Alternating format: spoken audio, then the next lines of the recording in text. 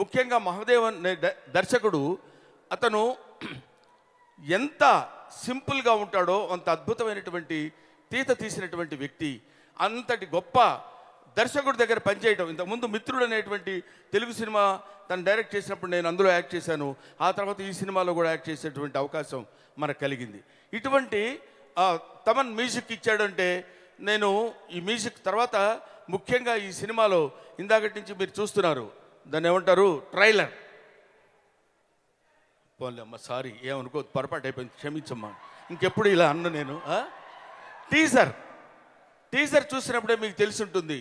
ఇందులో మనోజ్ పరమహంస 50 కిలోస్ ఉంటాడో లేదో తెలియదు మనిషి. అతను చూపించినటువంటి విధానం, అతని ఫోటోగ్రఫీ, అతను చేసినటువంటి విధానాన్ని hats off to Manoj Paramahamsa.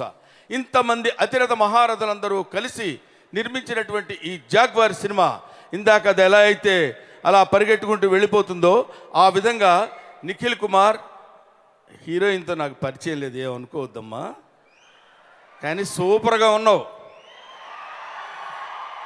So heroine Nikhil Kumar వీళ్ళందరూ, వీళ్ళతో పాటు నేను, నాతో పాటు తమ్ముడు రఘుబాబు, సంపత్, ఇంకా చాలామంది, ఆదిత్య మీనన్, వీళ్ళందరితో కలిసి నేను నటించేటువంటి అవకాశం నాకు కలిగింది.